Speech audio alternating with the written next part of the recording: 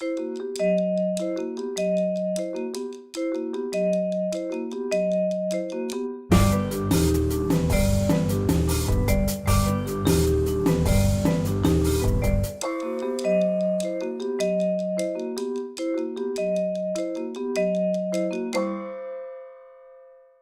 e signori, buonasera, good evening. Welcome to Casa Italiana Zerilli-marimò at New York University. My name is Stefano Albertini, I'm the director of the Casa, and it's a great pleasure to host this evening in which we celebrate a great Italian, a man that not only witnessed but made Italian history.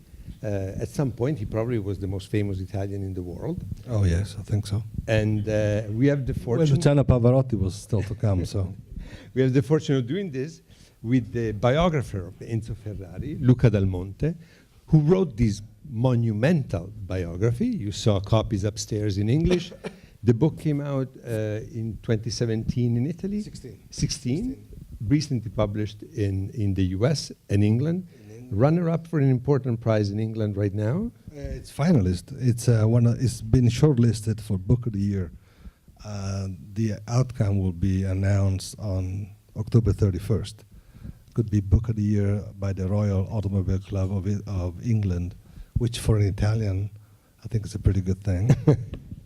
And has just being shortlisted, so. And has been recently acquired for the Spanish-speaking world by a Mexican publisher. I came to the United States about 10 days ago from Mexico. We were there in early October, I think the 4th Ferrari in Mexico City. They launched, I mean, I was their guest. They launched the Spanish language edition, which is actually great because today, you know, with the internet, you can sell it everywhere. And there is also, they actually have the rights for the Spanish-speaking market in the United States. Wonderful. Luca, you have spent your life basically in the auto industry, but in the communication departments of several companies related to the automotive industry. When did you start having an interest for Enzo Ferrari? Had it to do with your work before? I would say even before.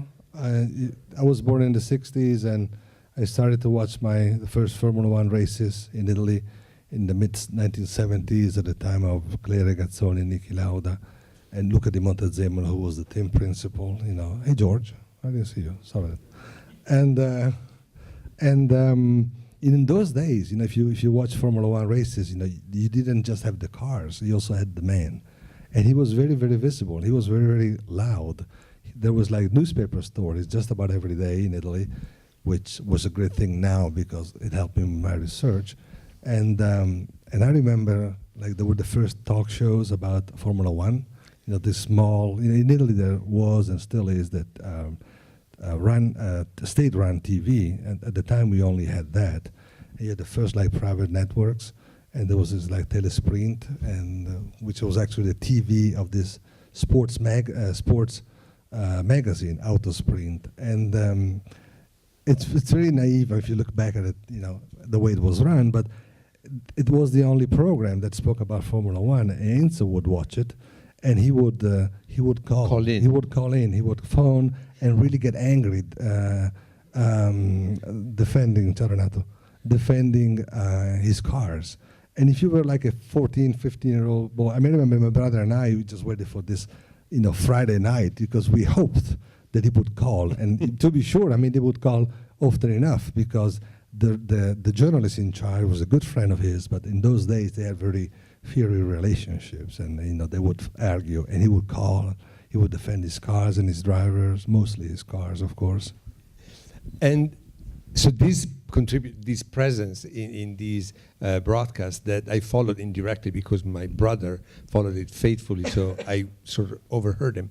But this is part of the legend of Ferrari as brusco and with a bad temper. And in your book you deal with this myth of Ferrari, but at the same time you debunk him, presenting him in a much deeper way and presenting different facets of his personality.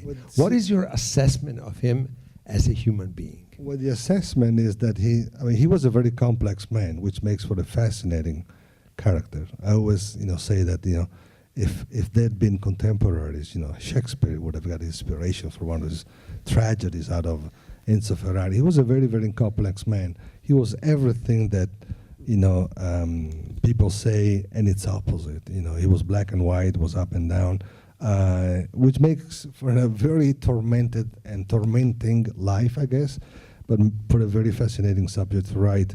And what I wanted to do go beyond the legend, goes beyond the good things and the bad things. It's like, he was brusco, and at work he was like rough at times. Yes, but you're not always rough. There's also another side to you, right? And then so you find out that it could be mean, never vindictive, but it could be rough sometimes. But then he was also very, very generous. When there were like, the sons or daughters or employees who were ill, he would pay for medications. When one of his test drivers died, he went on paying the salary to his family as if he was still alive. But he didn't want this thing to be known, so he used this priest, Don Sergio Mantovani, who actually died but 3 weeks ago, in order to have the family of this man receive money every month. So he could be very, very generous.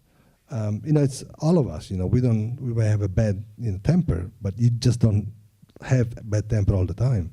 Like there was his friends, like the Saturday morning circle, the Saturday morning friends. They would meet every Saturday morning, chat together, stay on the sidewalk outside what used to be the Scuderia Ferrari racing department in downtown Modena. Modena is a small town, so everybody knew, and so people driving by and not necessarily stopping. They were just there having good time. They would go to lunch, and there's only one subject that was not allowed, and that was cars and motor racing. They would talk about everything but cars and motor racing. And definitely, he was a man of many contradictions. And one of them is that he was probably one of the most famous Italian in the world during his lifetime. And yet, he lived a very, very secluded life. Basically, the perimeter. By choice. Yes.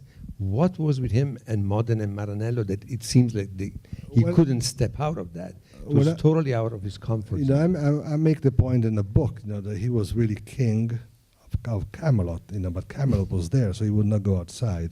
We were talking about earlier on when, in the late 70s and early 80s, when Sandro Pertini, a great man, great president, wanted to make him Senatore a vita. It's lifetime senator, which is like, it's like the Congressional Medal of Honor here or something like this. It's the highest honor you can get, but they would make you, a member of the Senate, and for life. For life. And Enzo would say, yeah, but I'm not really interested in it, because if they were making me senator, I would have to go to Rome every now and then. And the last time I was in Rome was 1935.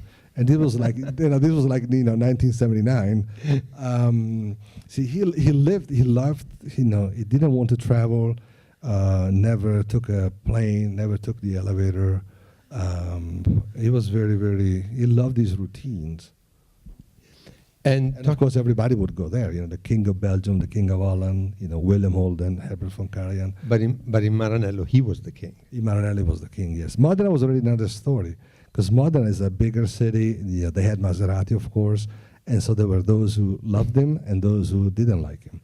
And he had a blast. And there was like stories, which is not true, by the way, but I think it's a lovely story, that like on Mondays when his car won, he would go to a certain bar. There was a Maserati bar. And it's wonderful, but it's not true, by the way. Because there are a lot of legends, about Ferrari. Even some of the good stories are not true.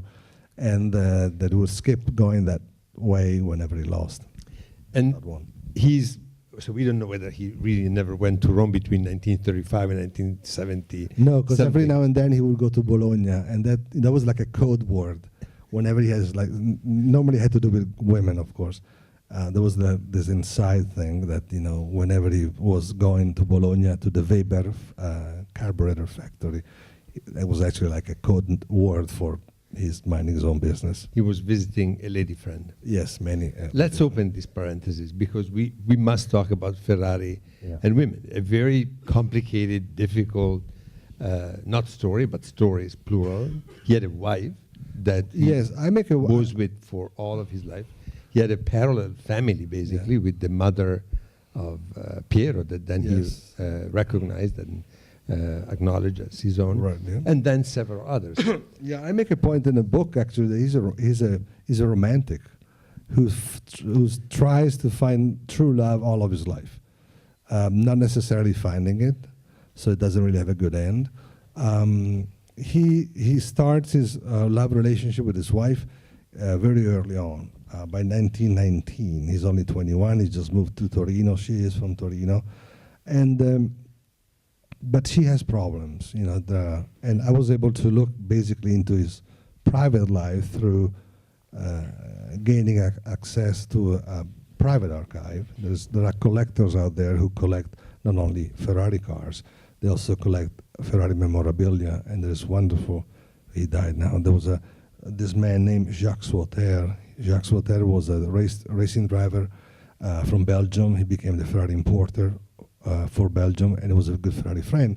And somehow Enzo gave him like a stack of his private correspondence between 1920 and 1930. You know, these beautifully written letters in which he tells his wife basically everything that goes on in the company, and of course they discuss their private life. Why did they do that? Because she's always ill and on the seashore, like during the winter, in the mountains during the summer. So she was very much absent.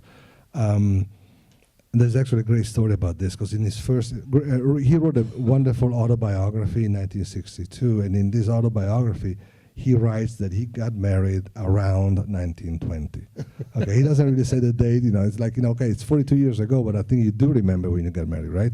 Okay, and then somebody probably told him, like, you know, you should correct that, so he says 1921, which is another lie. He was married in 1923. In 1921, they started to live together, which for 1920s Italy was a big, big step.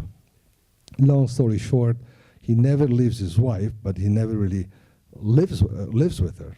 And then he starts having other interests, of course. The point I'm making in the book is that he becomes very close to a womanizer, even though we were discussing Toscanini, he was an amateur compared to Toscanini's love life. But Toscanini, too, they had this thing about marriage being one, indissoluble, for life. Well, and whenever one of the hundreds of lovers of Toscanini presented his biography here by Harvey Sachs last year, mentioned the possibility that he would leave his wife for her, he was so angry that he didn't want to talk to her anymore. I think it was very Italian for those.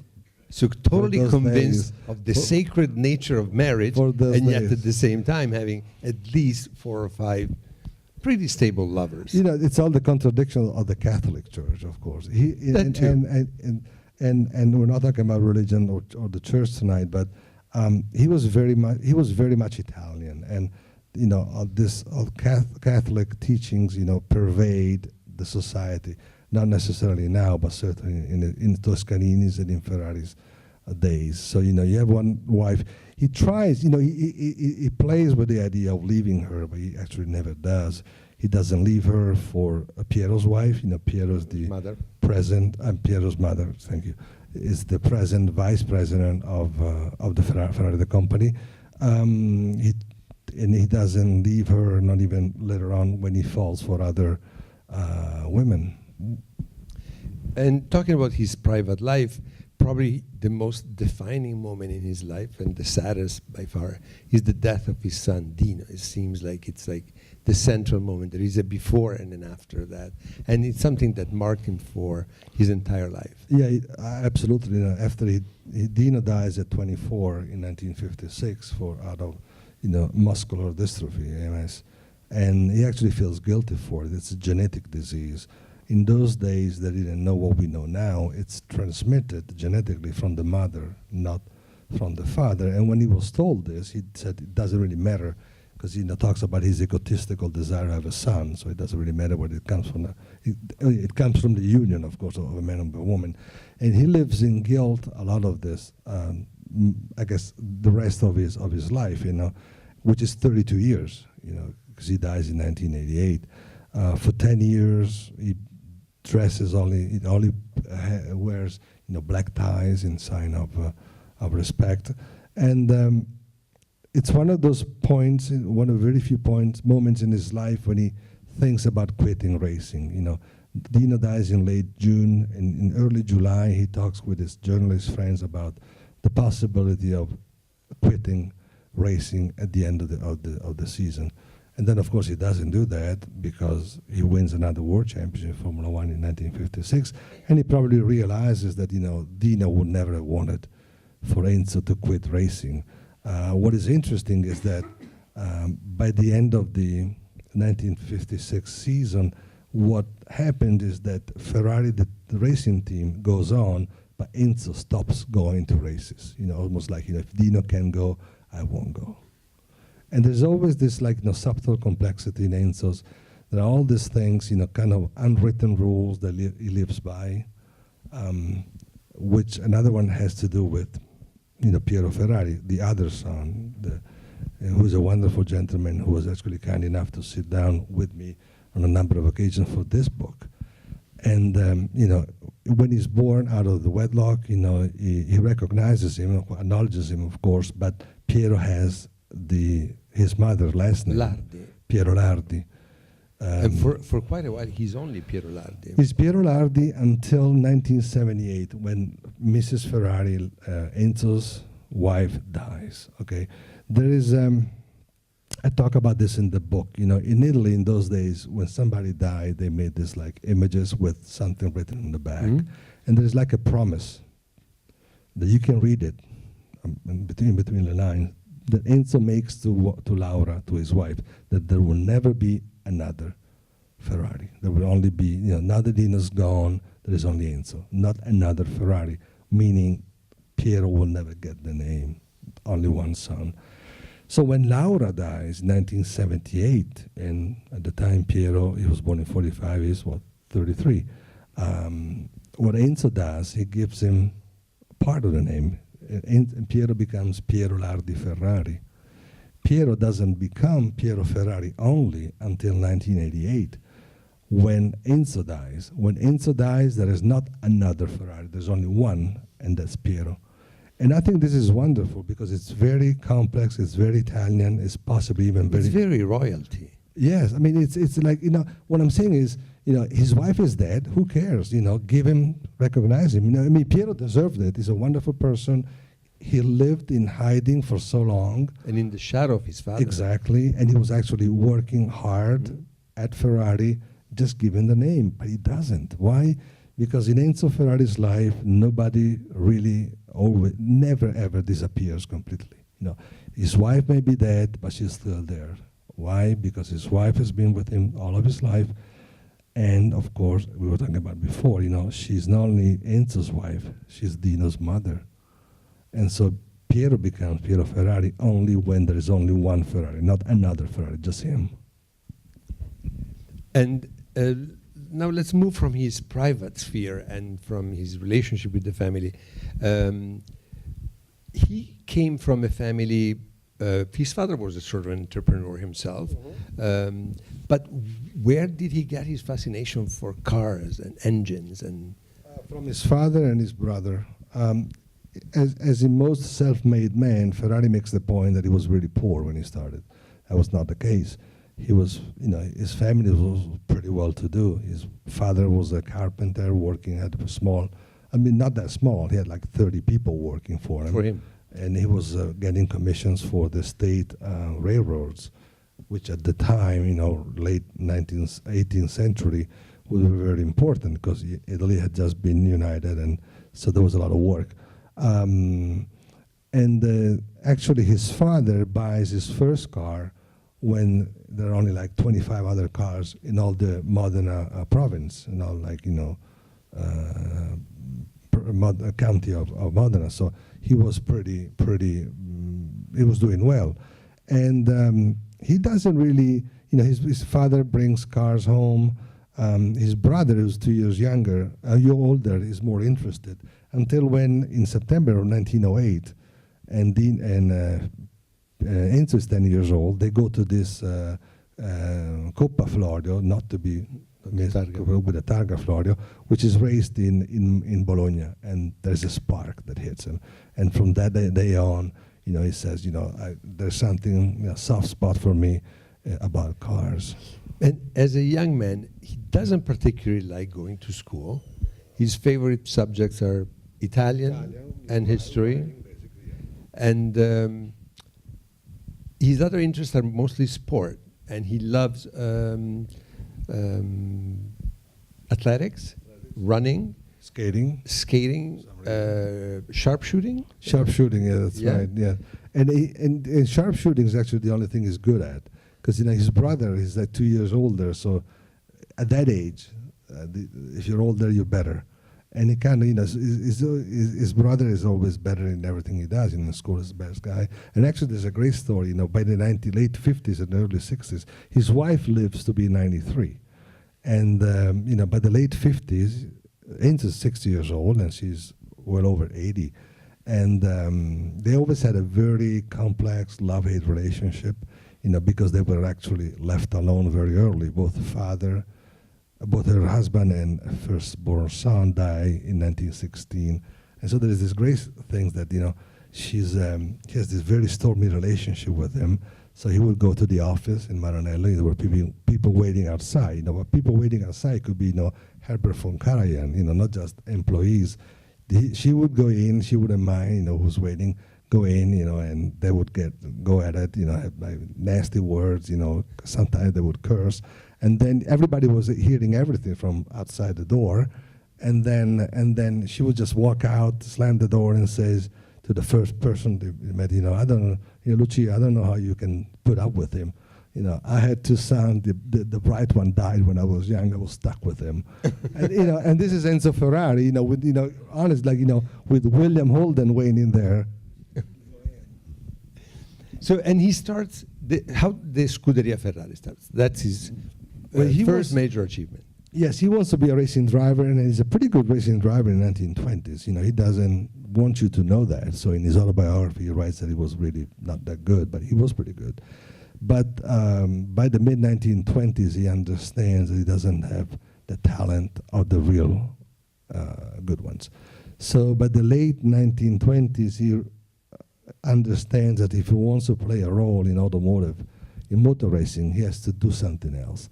And that's, running a racing team, which today is something you take for granted. These things happen. In those days, it was very different. There were either privateers or manufacturers. What he does is basically like an intermediary between mostly Alfa Romeo, but not just Alfa Romeo, and other racing driver. So in 1929, he starts, creates the Scuderia Ferrari racing team. What is interesting is that by something he forgets to mention it throughout his whole life.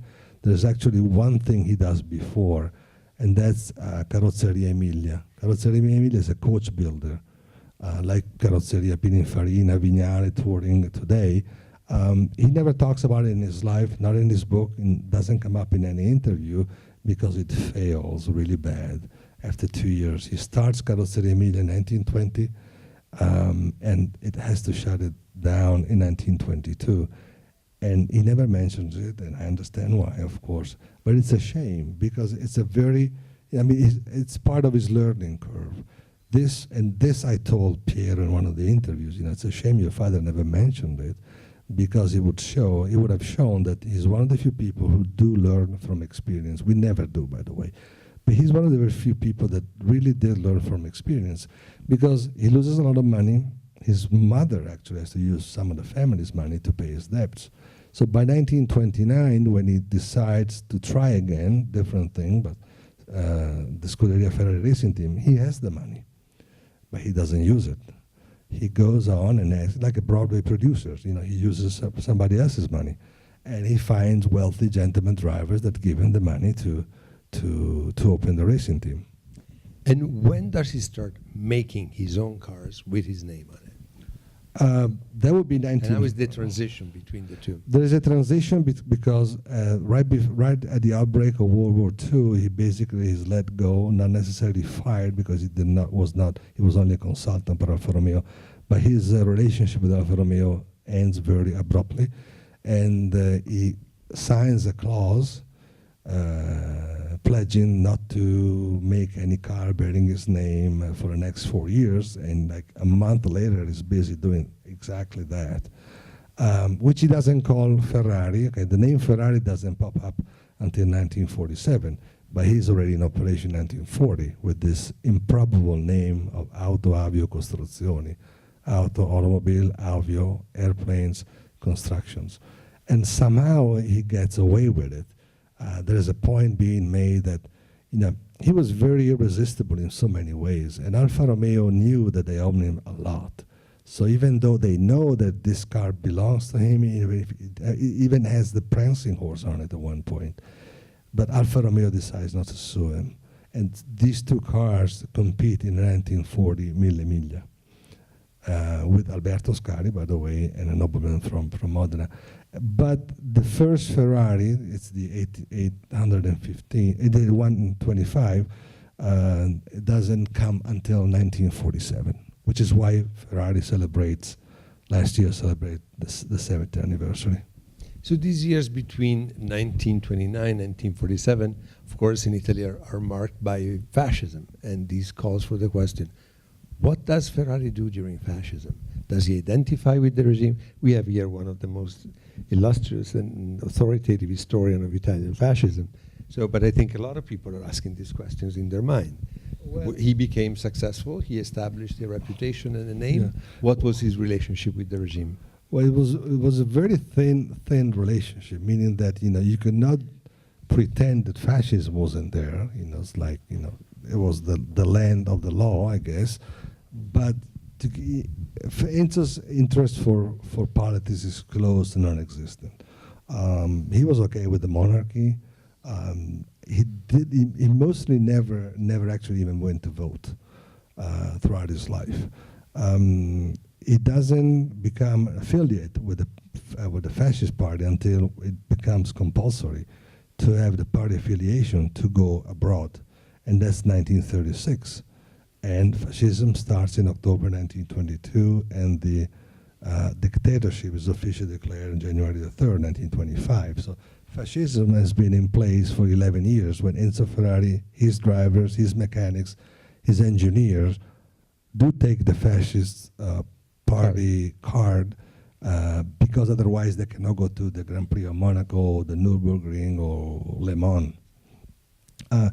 Of course, if you're gonna see, his public papers and also his speeches or his the publications of his Scuderia Ferrari, sure enough, Mussolini's there and all the other fascists are there, and every now and then he's got this, cliche statements. But that's what you do in Italy in the 1930s. It doesn't make you necessarily a fascist. It makes you a pragmatist. Actually, if he had been closer to the fascist party, I think his relationship with Alfa Romeo would have been a much less stormy one, because Alfa Romeo, of course, had been bought by the fascist state in 1933. And so you said politics was not something he was really interested in. He was, how would you define him, a conservative? I think he was a reactionary. I mean, he loved the status quo. Enzo Ferrari, was his cars, the Maseratis were more sophisticated than Ferraris were in those days. He was very careful not to spend too much money. So even technical innovations at Ferrari didn't come until it was like, look at the engine. He puts the engine in the back of the car. It's almost like the last one in Formula One to do so, because that means money. He's a very conservative man. To me, he was a wonderful Christian Democrat, I think. It's my opinion that he voted for the monarchy on June the 2nd, 1946, but not because he necessarily, and I have no proof of this is just an idea that I formed, that I shaped by talking to the people that I talked to, but he leaves no record. We don't know how we voted for the plebiscite for Republic or the monarchy. I have this opinion that he, along with Giovannino Guareschi, Indro Montanelli, they all voted. They were not necessarily monarchists. It was just like the status quo. And Enzo Ferrari was very much pro the status quo. And he was always looking forward, correct, in his private life and in the life of his cars. But as far as his convictions were concerned, he was very, very conservative. He makes up his mind in 1920s and 1910s, and like most of the conviction that he has, he forms quite early, and kind of never changes throughout his life. And one of the things that probably made him suffer the most was the rumors that there were around him as Saturn that eats his own children. Yeah. And it's an accusation that came from the Vatican daily paper, L'Osservatore Romano, referred to the fact that his pilots were dying in accidents. Yeah. How did he take that? He took it really bad. The Catholic Church in the late 1950s was an opinion maker and shaker in Italy. And after multiple deaths of his drivers and spectators, they really go out to get him really bad. And in July 1958, the Osservatore Romano comes out with this story, with this headline of Modern Saturn devouring his own sons. And he's never mentioned by name, by the way, but everybody knows what we're talking about. And the Jesuits do even worse. 3 months later, there's a Civiltà Cattolica, which was like a magazine, a Catholic magazine by the Jesuits. And there's like approved by the Secretary of State of the Vatican. Absolutely. As official as you get, yeah. And there is a 20-page story in it where Enzo Ferrari is publicly lynched for being responsible of the multiple deaths of drivers and spectators, and that really hurt him deeply. Keep in mind that his own son died 2 years earlier, so he's not in the best moment of his life to talk about being responsible for somebody's death. But what he does, he wavers. He almost kind of thinks for the second time in 2 years to start doing something else. And for a man who's always been kind of iffy on the religious side, he goes to talk to this priest. He has this a friend who's a priest. Is actually the man who married him, and goes to him, with all these doubts. What shall I do? Should I quit? And basically, the priest tells him, this is the only thing you can do in life. You actually should go on doing it, because from your job depend the lives of many, many, many families. So what he does, he convinces himself that he will have to go on and racing and making automobiles.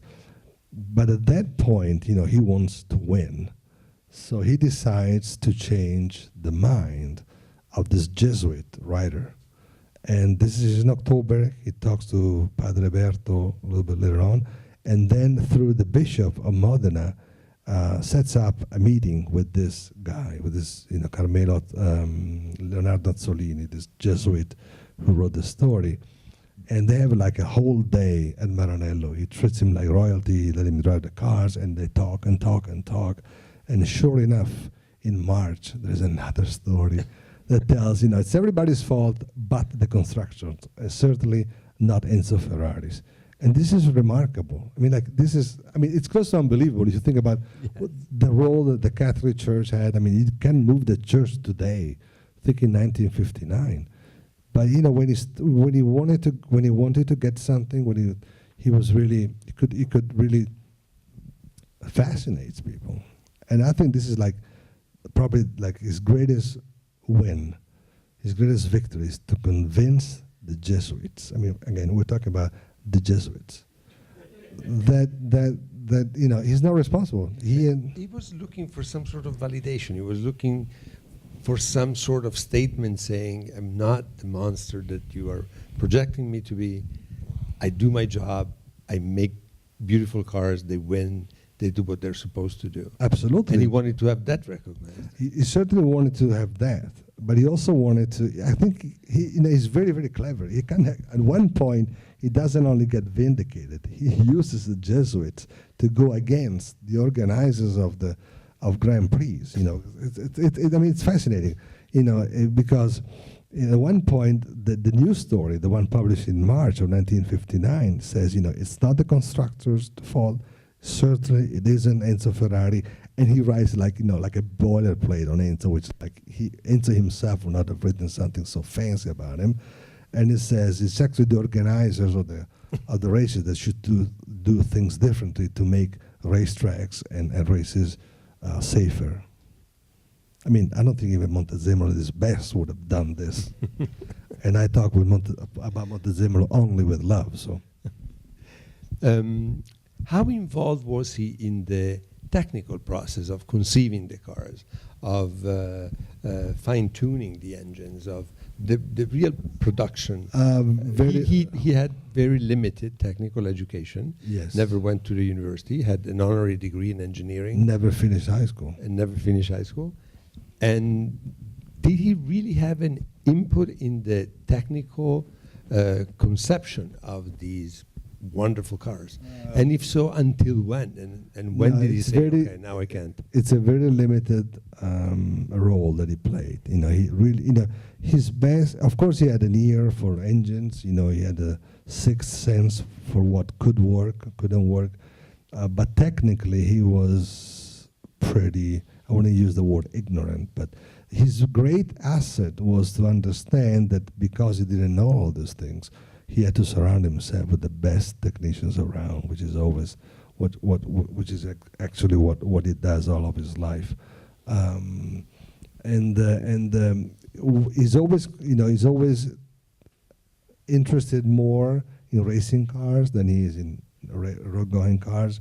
But for instance, I was very early on, maybe Jeff remembers this because we were in Detroit, talking with Sergio Pininfarina. He didn't sit down for this interview, but we spoke about it, and I asked him, how involved Enzo Ferrari was in determining the body of the cars, and how much did he understand. And he said, he was involved the way you would want him to be involved, to give him the guidelines. And he trusted us, especially my father, the old Pininfarina.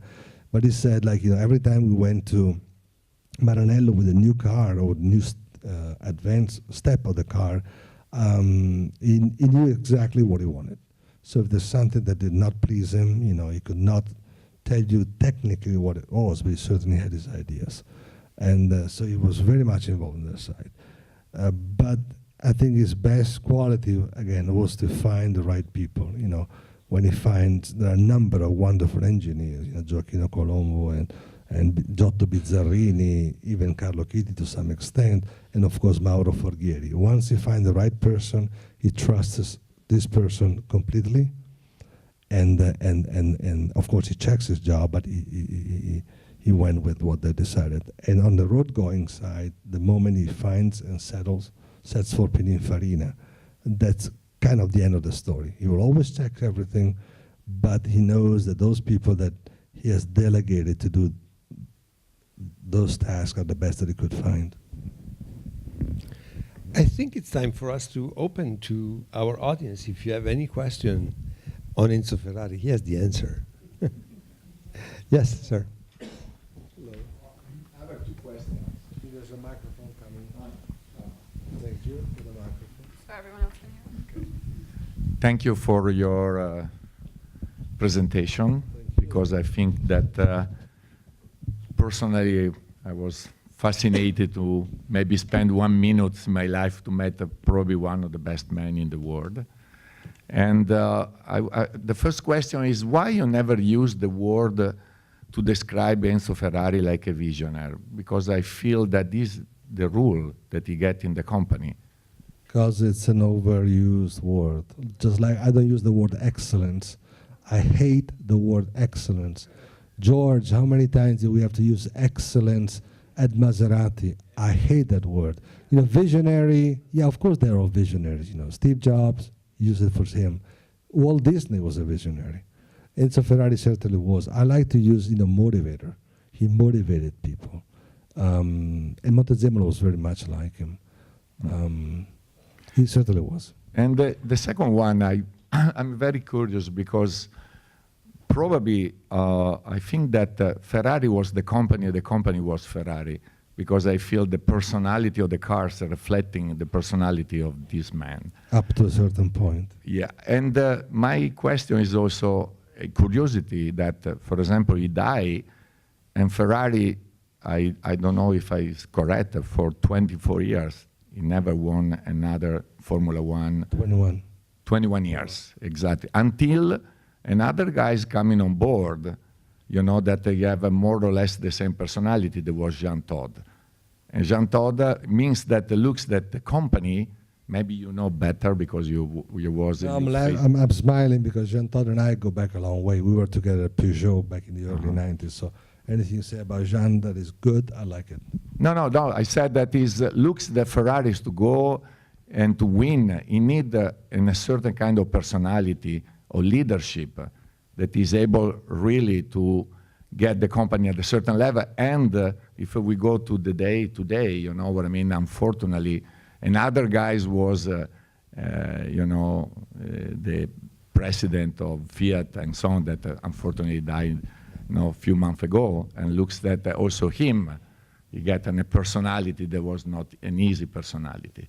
I want that you met him. Do you think that is correct that the Ferrari company need this kind of leadership? Or okay, let me start very quickly on the cars. He was very much involved in the cars until Fiat walks in 1969. Once there is 1969 agreement, he let Fiat manage the road going, the passenger cars. You know, we didn't talk about Ford. Maybe we'll do later on.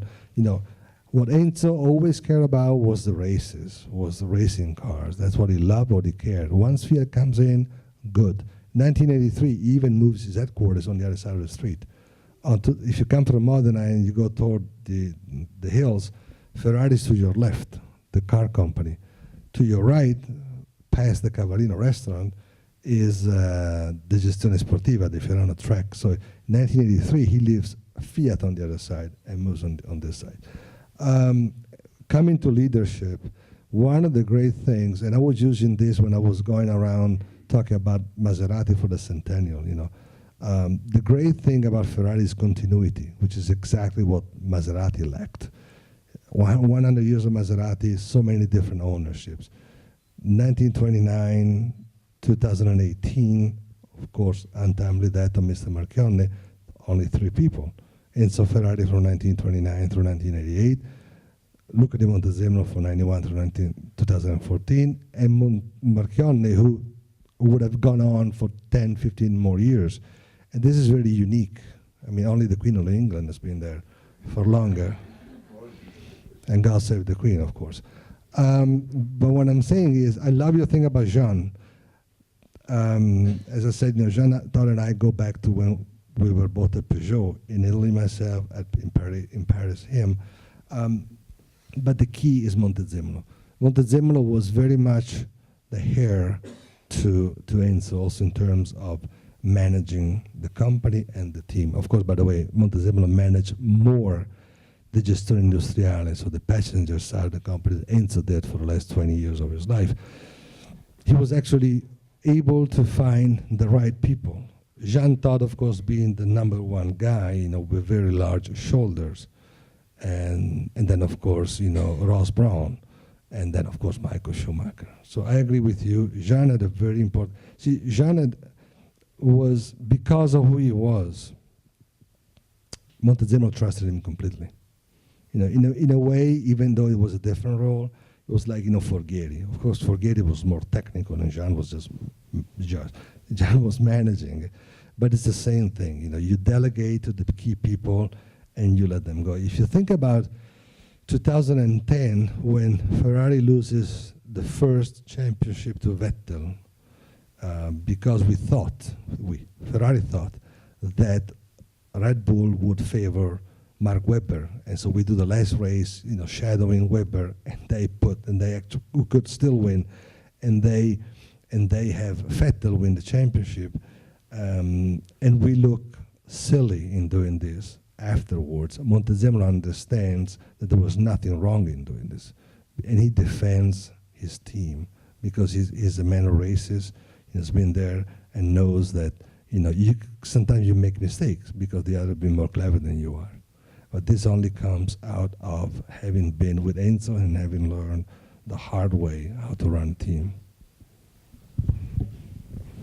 Yes, Massimo. Well, thank you all for coming, by the way. Thank you so much. Luca, you spoke about the agreement between Fiat and Ferrari. I was wondering what kind of relationship, if there was any, between Enzo and L'Avvocato. Seems like two different, completely different personalities. Would be interesting to know which way they know each other and how deep was that relationship, if there was any. No, L'Avvocato being Gianni Agnelli. Massimo Lopez Peña, are you still with Gazzetta dello Sport, Massimo? Yeah. Massimo is a good friend. Massimo and I go back a long, long time. With Daytona 1998, he was already with Gazzetta dello Sport, and I was there for Pirelli, so before my Ferrari days. Actually, Montezemolo. So you talk about the Avvocato. The heart always goes to Montezemolo. Gianni Agnelli is actually the only person within Fiat that Enzo has relations with. And they never talk business. They only did like the general guidelines. Gianni Agnelli would go to Maranello about once a year at the beginning of the year just to see what we're going to do next year. They had a very good relationship. Gianni Agnelli called him, as he often does, called him as often did very early in the morning, which Enzo hated, because Enzo used to go to bed very late at night. He would not get up too late, but he would never get up before 8:30. And Agnelli was famous for calling people, and even his coaches, like Giovanni Trapattoni, about 6 o'clock, 6:30 in the morning. But they had a very good relationship. The only problem is that they never talked business. What he resented was, of course, the Fiat managers. We were talking about a different company from today, of course, but the 1970s Fiat and then 1980 that would try to do things in a different way. As long as they did it on the passenger side of the company, Enzo he resented it, but didn't really mind. The problem was, because at the very beginning of the partnership with Fiat, and Fiat buys 50% of the company in June 1969, that between early 1970 and 1973, Enzo is always ill. He has got problems with the kidneys, and he has kind of sort of ongoing depressions, states. So he's very often away from his office, and every time he's away, Fiat tried to sneak in some manager within the Gestione Sportiva, and that he does resent, of course. And when he finally comes back from all his illnesses already healed and cured in mid-1973, he shakes everything up and sends all the managers of Fiat back to Torino, or back to the other side of the road, and has only Forghieri, who's the quintessential Modena and Ferrari engineer, back in charge, and then they go on. But the relationship with Gianni Agnelli was really good. He said he sold to Fiat 50% of the company in 1969 because he thought he was going to die. On the one hand, Enzo always thought he would live to be 93, like his mother. But by the late 60s, he had health problems. And so in order to assure a future to his second-born son, Piero, and to the company, he sold 50% of the stakes to Ferrari. But he always played with the idea for the remaining 18 years of his life, of always buying back his 50%. There is an entry in his journal dated August 1987. He still has only one more year to live, in which he says, if I would buy back my 50%. And of course, this wouldn't be good for the company, and he knows that, and he doesn't do it, because Fiat by that time became necessary. A small company like Ferrari could not survive without a big company like Fiat in those days. So he never really does anything about it. But in his mind, there's always this idea of maybe one day buying it back. Before we move to your question, since it's connected to Massimo Lopez Peña's question, Ford tried to buy a part of Ferrari, and they got very close to closing the deal. What happened? In the spring of 1963, Ford was in the middle of the European operation. The American wanted to come to Europe and needed like some platform, some companies to start working with. It is the general opinion in Italy and in most of the books that I read about Enzo before writing mine, that he would never have closed the deal with with Ford, because he was a patriot, because he was he was very much Italian, but believe me, from the facts that I've seen and to the people that I've talked, if Ford had let him run completely independent the way he wanted the racing department, he would have closed the deal with Fiat. He always loved America. He loved American companies and thought that Ford was the best company in the world at the time. The problem is that after about a month of courtship and due diligence, the night that May the 20th, 1963, the night that they were supposed to close the deal, he looks at all the papers, and at one point he realizes that something is wrong. And there is no freedom here. He had a budget. Ford would approve a budget at the beginning of the year, and once they had spent all the money for any extra expense above $10,000, he has to ask permission from Detroit.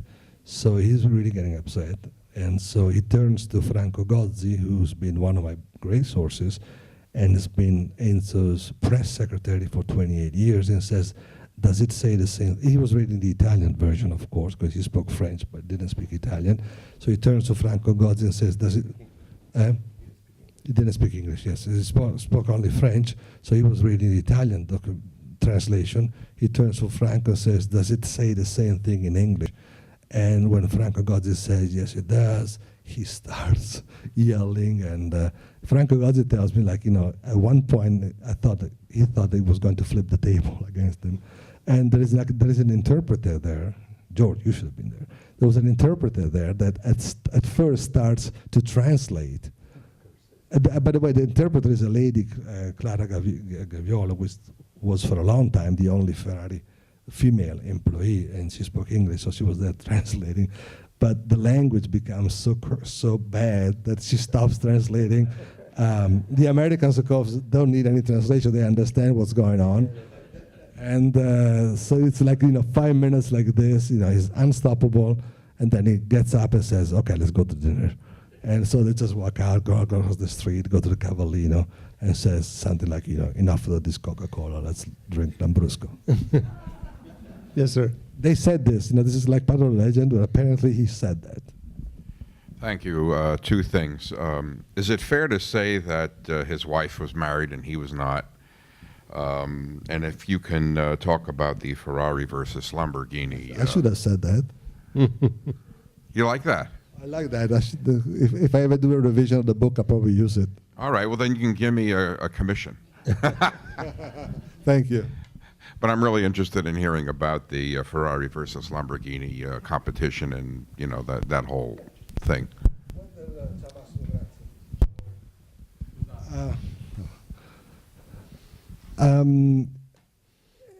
There's a lot of legend around the Lamborghini thing, okay? The famed meeting out of which Ferruccio would have stormed out and says, I'm going to do a car better than you do, never really happened. It is a fact that Ferruccio Lamborghini was never, he owned a lot of fancy cars. He owned a lot of Ferraris. He was never satisfied with any of those cars. Would be maybe two. They always had some issues with it, which Enzo kind of resented. What happened is at one point, one of his cars broke down, and one of Ferruccio Lamborghini's engineers, he said, don't take it to Ferrari, we'll repair it. And when they open it up, they find some of the same components that Ferruccio was using for his tractors, which makes sense. We're not talking about, carbon fiber brakes. We're talking about, wires and stuff like this. So at that point, Ferruccio says, okay, if it's so easy to make a Ferrari, we can do it. But he never, and Enzo started to resent this. He resented it to the point that to the end of his life, he never mentioned in public the name Lamborghini. Okay, he had problem with names of Maserati as well. They would always say, those down there, meaning that at the end of Viale Ciro Menotti. But a number of journalists told me this, whenever Lamborghini came up in a conversation, he would pretend he didn't remember the name. He would say those guys, those who make the tractors, what's their name? And they knew it, okay? But what really resented, Enzo was a what in America called a car guy. Was a motor racing guy. Ferruccio did make tractors. Okay, at one point he started making wonderful cars because the Miura is a wonderful car. But at one point he retires. He's been with the factory. He founds Lamborghini car, 1963, and then by 1978, 79 he walks out. He retires. This is something. It's like. Well, now the Pope has retired, of course. So, but what I'm saying is if you're born a car guy, you die a car guy, which is what Enzo did. Lamborghini starts his company and stays there for less than 20 years, and then he retires and lets somebody else run it, which is the same thing they had with Maserati. He was fine with the Maserati brothers because they were car guys like he was. With the Orsi family, which, by the way, did a splendid job with Maserati, he resented them because they were not like him. They were actually businessmen and entrepreneurs they had a lot of businesses. For Enzo, it was only cars. So Lamborghini is okay. I don't like it. I don't mention your name, and then you retire. Did I answer your question? Hey, Jeff. It's for the video recording. Sure. Thank you. Okay, sure. Interested, stepping back to Dino. He was known as a great engineer, I think, right? And he was developing the V6, and as I understand, he developed it at the end with Vittorio Jano, who's the great engineer. And so this is an engine, the V6, that then wins World Championship. I'm interested then in your knowledge and what you learned about that transition with Agnelli, where the first product that comes out is a Dino. And early on, when you and I were together early on, I think it's changed very much. A lot of people said, well, this isn't a real Ferrari. Jeff and I were together, working together for Ferrari and Maserati. Yeah. So for the record. Yeah. But the point that I always said is that this is his dead son's name on the car, and this is a V6, which he knew, and so for these people who felt like a Dino was in some way lesser or not a real Ferrari, et cetera, I'm wondering what you found out in your studies about his own perceptions about that car, about the Fiat Dino, another thing, but the Dino itself and that line of the V6 cars, and whether he felt a certain personal stake and thought about his family and his son. Well, I think that's a very good point, Jeff. I think that the Fiat Dino is the defining moment when Enzo says to himself, yes, we can do a deal with Fiat. He was really moved by the fact that Italy's largest company decided to name a car after his son. I mean, I found statements in transcripts and press releases, of press conferences where he actually says this. And it's actually the defining moment. After Ford, there's an interest on the part of Alfa Romeo that doesn't really go anywhere. And then Fiat walks in. And of course he needs Fiat because he needs those 100 engines to homologate the cars for racing. But there's also, but it's more personal than that. At one point there is a statement in the press conference where he says, I'm really moved by the fact that a car company as big, as famous, as large as Fiat names a car after my son. Dino was not a great engineer. He didn't have the time to become a great engineer. He was just beginning, was very much interested in cars. And he had not really, the legend wants the Dino designed by him. The truth is that, or my truth is, according to the people that I spoke to, is that in the last couple of years of his life, and he was basically bedridden, so, but Vittorio Jano himself, would go home with Enzo, and Vittorio Jano and Enzo go back to the 1920s and then 30s, so by the 1950s they're back together. They would go home in the evening and show Dino the drawings, And what Dino does is not so much development design, but is lobbying for the V6, and that's why they choose it. And then of course he dies in June, and by mid-September the engine is ready to debut, and they will call him Dino. And the Ferrari Dino, of course, is one of the nicest cars ever. Yes, sir. The role of Fiat is very important in Ferrari's life.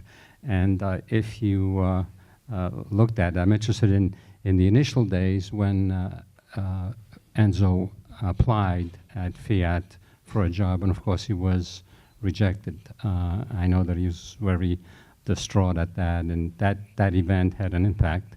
Did you, if you have any information on that, that would be helpful. Yeah, he tells you, it's one of those wonderful stories that he tells that are partially true and partially not true.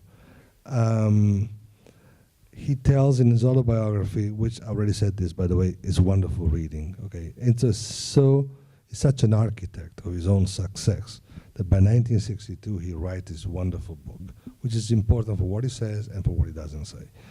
He tells this story about this first job interview that he has with engineer Diego Soria, who's the commercial director at Fiat. It's November 1918. The war has just ended. It's actually that very month. And he tells this story that he got this interview through one of the officers of his army unit. And it's a wonderful lie, because it's actually his mother that, in order to prevent for him to become a racing driver, because she understands it's going to be very dangerous, through her connections. And again, he was not poor. He had a very connected family. She was a noblewoman. She came from a much richer family, by the way, than her husband. Finds a connection and grant and make sure that he has an interview. He's probably too ashamed to say that his mother got this. So he comes up with this wonderful story. And I am sure that in 1962, a lot of the army officers were so pleased, and they said, it's me, it's me, it's me. It really wasn't. And he goes to Fiat, and he's turned down because this engineer Soria says, Fiat is a big company. By the way, because of the war, had quadrupled the number of employees, but doesn't have room for all the World War I vets. So he's turned down. What it is interesting is that he didn't want to be like, he wanted not just an office job. He wanted to become a test driver. Instead of him, the guy who is hired is Salamano, who starts as a test driver and 2 years down the road becomes a racing driver. So he had understood exactly what the course could have been, but somehow he's rejected. But despite this, he has a pretty miserable winter of 1918, 1919. But by the next spring, he has a job and starts racing. And then, of course, by 1920, he becomes an Alfa Romeo driver. So just imagine when in 1923, the commercial director of Alfa Romeo, Giorgio Rimini, says, go and try to steal people away from Fiat. Alfa Romeo wants to have a very good racing department, and they understand the Fiat top of the game. And so they ask Enzo, who by 1923 is still a driver, but he already understands that he will never make it big, so he already has other interests, and goes to Fiat, and one after the other brings to Milano from Torino, quindi from Fiat to Alfa Romeo, Luigi Bazzi, and then Vittorio Iano. And then, of course, when Fiat buys it, 50%, is like the vindication is complete. We have time for one more question, if there is one. Yes? Yes. I want to go back to the driver, asking something, because I don't know if it's real, but what the people said, that the only driver that touches hard and they tell the story that probably when he died was the only one that cried was Jacques Villeneuve. It's true, Gilles Villeneuve, sorry. Is true or not? It's true that he cried, because I talked to people who were there in the office when he gets Piccinini calls him. Marco Piccinini was a team manager, and it's May 8, 1982. Piccinini calls him and tells him, you know, he's still alive, but he won't live.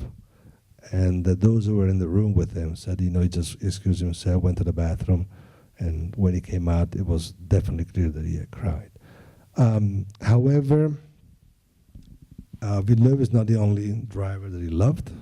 He loved, you know, Tazzano Volari, with whom he also had great big arguments. A driver that he loved was John Surtees. You know, then there's a big, nasty end to it, but it was a big love story, because like Tazzano Volari, John Surtees was coming from the bikes, motorbikes.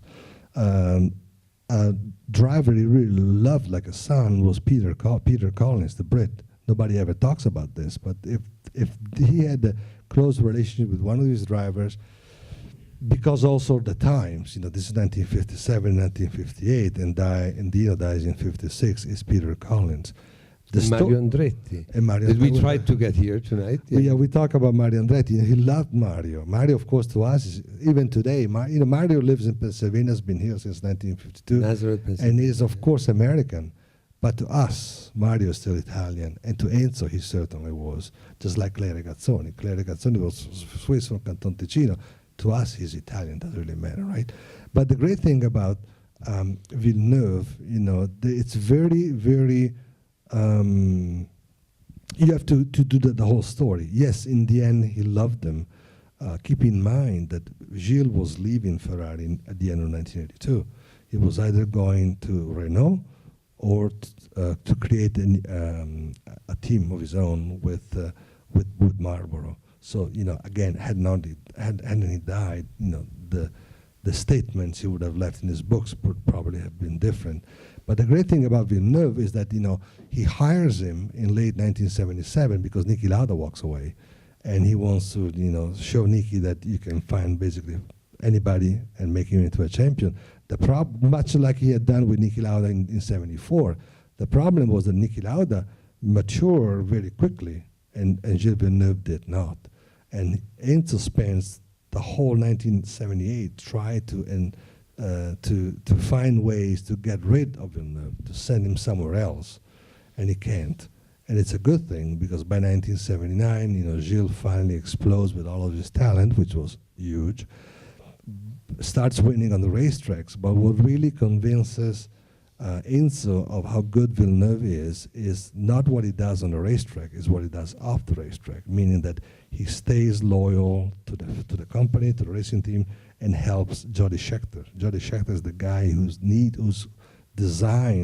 designated to win the World Championship in 1979. And even though Villeneuve at one point wins 2 races to none for Scheckter, is number 1 in the world standings, never ever thinks that he's the one who's going to fight for the World Championship. And this attachment to the company, to the racing team, this loyalty to his friend that wins Gilles over to Enzo. And I think we should thank Luca Dal Monte for having shared with us his passion and his love and the mission for how many years? How many years? Quanti anni? La scrittura e la ricerca del libro. And you find copies of the book in English upstairs. It took him 8 years to research and write it. And again, I know nothing about cars, car racing. The only things I know is because I absorbed them through my brother, who studied in Maranello and worked for Ferrari. But reading the book is really a passionate trip through a part of Italian history, and not only, and really a trip inside the personality of these larger-than-life men that was Enzo Ferrari. This is well, thank you very much for your words. Thank you for hospitality. I'm very happy to be here at this Casa Zerilli-marimò and NYU, of course. What I wanted to write was about the man. Okay, it took me 1,000 pages to write about it. The cars and the drivers and the races and the wins and defeats are all there. But the focal point of the book is try to understand this man as a person, whether I've been successful or not. Well, I like to think I have been. You've been. The man is there. It's in the book. Thank you. But it's one of those things that every time you write something, when the time comes to end and send the manuscript to the publisher, in the one way it's a wonderful moment because that's what you've been waiting for 1, 2, 3, 8 years, and then of course it's a part of your life that comes to an end. And when you research, fiction is wonderful. You make up your own stories, your own characters. Here I had the privilege of living with Enzo for 8 years. Don't think me crazy, but in those days I was in Modena. Sometimes I would just go out in the evening. George says yes, because George was with me at Maserati, and he knows. Did you read some of the chapters at the time? Okay, so he's one of the people who read the first chapters. I would just go out and see, because I was able to walk not in Enzo's footsteps, but on the same sidewalks that he walked to. It becomes like close to an obsession, by the way. I would never, ever write another biography of anybody, but I think I was very, very fortunate to have the possibility to talk to all those people who live with him, work with him, and in a way, to have lived with Enzo for 8 years. Thank you very much. And thank you to all of you. Thank you.